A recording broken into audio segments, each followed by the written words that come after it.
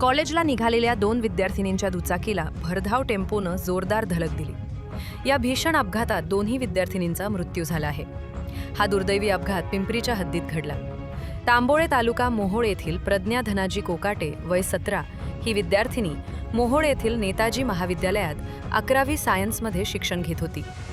आज सकाळी प्रज्ञा आणि तिची मैत्रीण स्नेहल काशीनाथ वाघमोडे वय 17 राहणार नजीक पिंपरी या दोघी दुचाकीवरून कॉलेजला निघाल्या होत्या।